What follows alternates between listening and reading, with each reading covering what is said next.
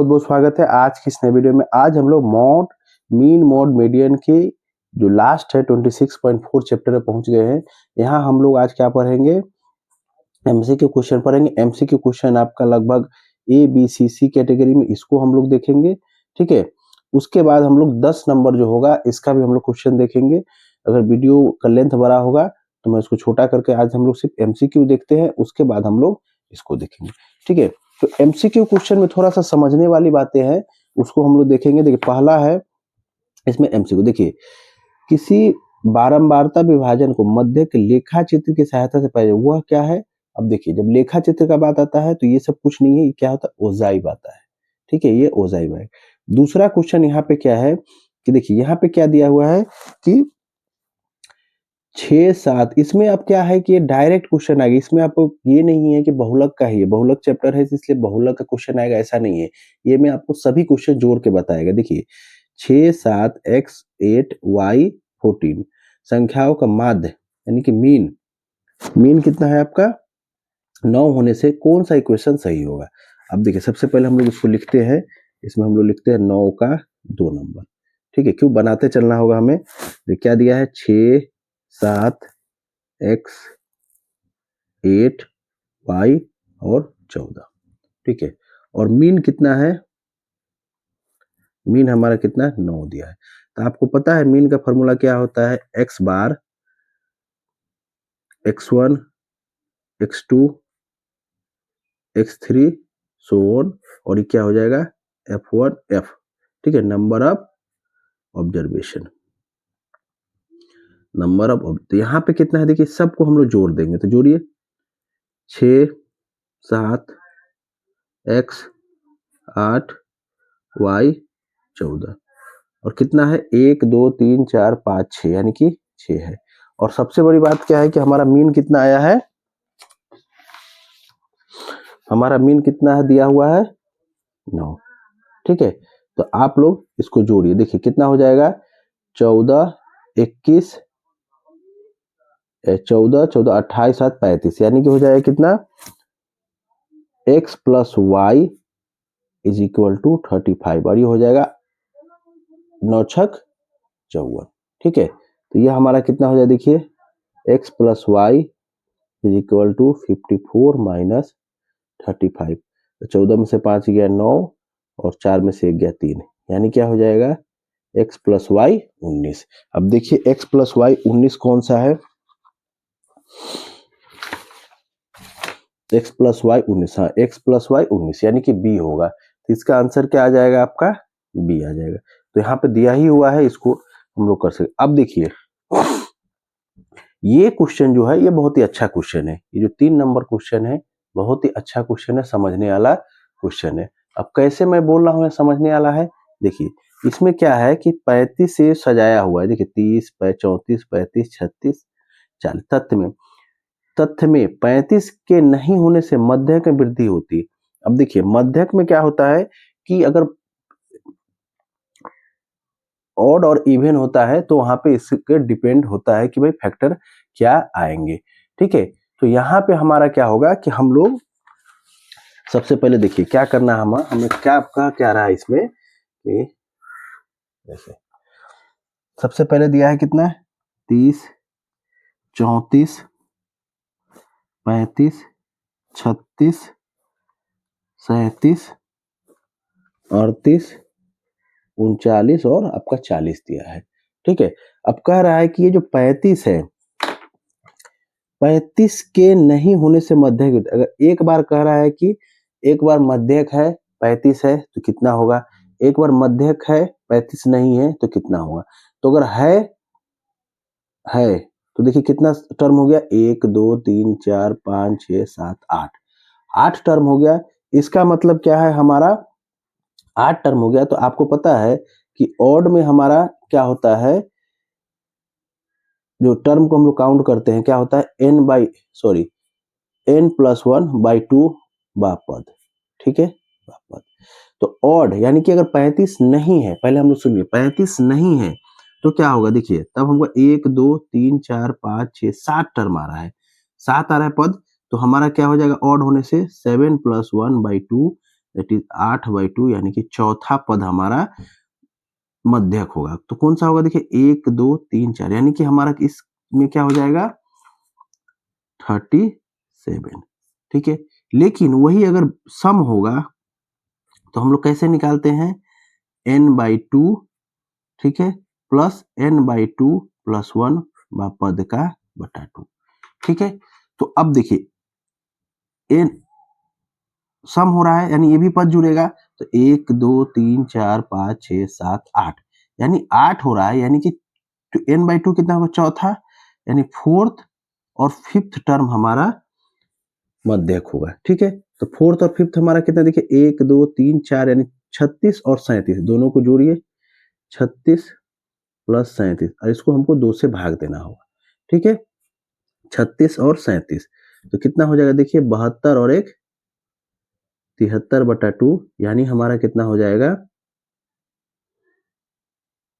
36.5। ठीक है, हमारा कितना हो जाएगा 36.5। ठीक है, तो अब यही पूछ रहा है कि दोनों का अंतर कितना होगा तो अंतर देखिए 37 माइनस 36.5 कर दीजिए तो आपका कितना हो जाएगा 0.5। ये आपका आंसर हो जाएगा। यानी देखिए इस क्वेश्चन का आंसर क्या हो जाएगा हमारा डी। लेकिन थोड़ा सा समझने वाले इससे जुड़े हुए सवाल आपको बोर्ड में बहुत मिलेंगे। ये VBI क्वेश्चन है, इसको आप लोग मार्क कर सकते हैं। क्यों? क्योंकि इससे जुड़े हुए सवाल आपको बोर्ड में पूछे टेस्ट पेपर में पूछा गया होगा कि इससे बहुत ज्यादा सवाल पूछे जाते हैं क्योंकि डायरेक्ट क्वेश्चन इससे बनता है। ठीक है बच्चों, चलिए तो ये आपका 3 नंबर हो। 4 नंबर क्या कह रहा है देखिए, ये क्वेश्चन में बहुत ही आसान है, आप लोग को मैं इजी वे समझा दूं। देखिए 16 15 17 16 15 x 19 17 14 तत्व को बहुलक 15 होने से x का मान निकालिए। अब एक बात देखिए आप इसको तथ्य को सजाएंगे फिर x निकालेंगे उससे कोई फैक्टर नहीं क्योंकि यहाँ पे कह दिया गया है कि इस तथ्य का बहुलक 15 है। तो जब बहुलक 15 है इसका मतलब वो सबसे ज्यादा बार आया होगा, तो ज्यादा बार आया होगा तो इसमें देखिए कितना है x 15 कितना बार आया है 1 2 बार और देखिए 16 17 16 भी 2 बार आया है 17 भी 2 बार आया है 19 एक बार आया है यानी 15 को बहुलक होना है तो x भी कितना होगा 15 ही होगा तभी बहुलक होगा। यानी कि जो सबसे ज्यादा बार टर्म होता है वही बहुलक आता है तो यानी 15 ही यहाँ पे होगा तभी क्या हो जाएगा ये बहुलक श्रेणी हो गया, बहुलक इसका निकलेगा 15 होगा तो यानी एक कितना आ जाएगा 15 हो जाएगा। अब देखिए ये क्वेश्चन थोड़ा सा मैं बता देता हूं। इसमें कहा गया है कि ऊर्ध्व क्रम में सजाए, ऊर्ध्व क्रम में सजाएगा ये दिया हुआ है, कम से ज्यादा दिया ही हुआ है, को मध्यक दिया हुआ है 24 होने से x का मान निकालें। देखिए ये क्वेश्चन आपका क्या है 8 9 12 17 x प्लस 2 x प्लस 4 30 31 34 39। ठीक है, मध्यक कितना है मध्यक ऑलरेडी आपका कह दिया है 24 होगा। तो हमें क्या निकालना है x का मान निकालना है, x क्या होगा। अब कैसे निकलेगा देखिए ये कैसे टर्म कैसे बना 1 2 3 4 5 6 7 8 9 10 10 टर्म है यानी क्या हो जाएगा पचमा फिफ्थ और सिक्स्थ पद जो होगा वो हमारा बहुलक हो जाएगा। ठीक है, तो चूंकि इसमें आपको 2 से भाग नहीं देना है क्योंकि ये ऑलरेडी दिया हुआ है कि ये पद हमारा बहुलक होगा। हम लोग क्या निकालते हैं कि पचमा और छठा पद हमारा बहुलक यानी कि ये जो है वही हमारा बहुलक हो जाएगा। कौन सा हो जाएगा ये पचमा है और ये छठा है तो बहुलक हमारा सॉरी मध्यक मध्यक हमारा क्या हो जाएगा देखिए मध्यक हमारा क्या हो जाएगा x plus 2 plus x plus 4 और नीचे कितना है हमारा ये हो जाएगा हमारा 2।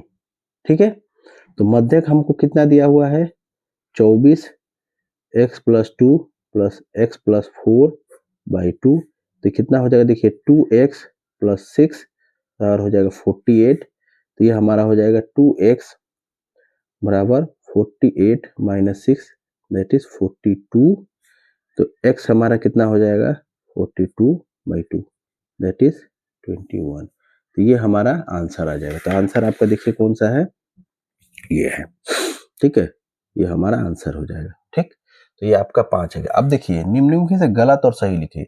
अब देखिए गलत और सही रहता है, ये तो आप निकाल सकते हैं, ये भी आप इजी वे में निकाल सकते हैं। देखिए मैं साथ में इसमें पेन भी लेके चलता हूं, तो आपको इजी वे में से देखिए क्वेश्चन क्या कह रहा है, बी का देखिए 1।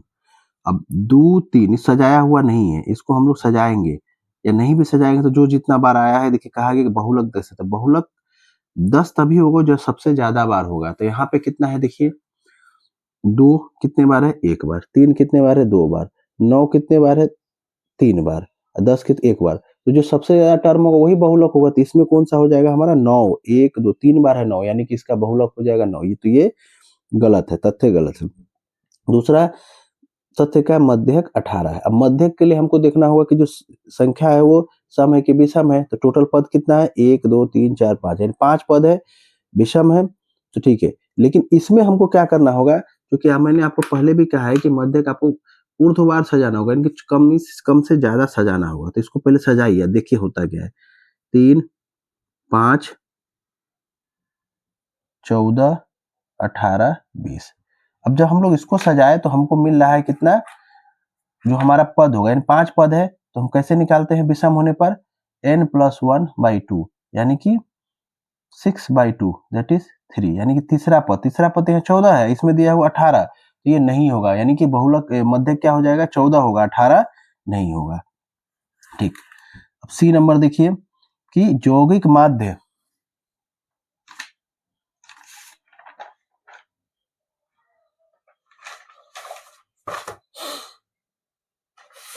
यौगिक माध्य यौगिक माध्य मध्यक बहुलक, ये किसकी प्रवणता, ये क्या मापते हैं, प्रवणता माने टेंडेंसी, टेंडेंसी क्या मापते हैं, ये हम लोग सेंट्रल टेंडेंसी मानते हैं, ठीक है, केंद्रीय मान निकालने की कोशिश करते थे। यहाँ पे आंसर क्या हो जाएगा, केंद्रीय मान। ठीक है, दूसरा क्या है कि x का औसत x बार होने से का औसत कितना होगा। देखिए ये हमारा कितना हो जाएगा, a चूंकि है, और ये जो बार है, यानी कि ये जो x बार है इसका अपना रहेगा, क्योंकि ये तो नंबर है, गुना होता है, सब में गुना होगा। याद रखिएगा, मान लीजिए अगर आपसे कहा जाए कि x बार में सबसे गुना किया गया a से, तो यानी क्या हो जाएगा, a x बार। तो यहाँ क्या हो जाएगा, a x बार। ठीक है, चलिए उसके बाद देखते हैं, क्रमांतर पद्धति वर्गीकृत राशियों के यौगिक माध्य ज्ञात करते से सभी श्रेणियों की लंबाई क्या होनी चाहिए, समान होनी चाहिए। ठीक है, यहाँ पे क्या होनी चाहिए, समान, तभी ये क्वेश्चन बन पाएगा। ठीक है, तो चलिए बच्चों, यहाँ आपका एमसीक्यू समाप्त होता है। इसके बाद हम लोग जो 10 नंबर है वो छोटा सा ही ये वीडियो आएगा, उसको हम लोग बनाते हैं। ठीक है, धन्यवाद।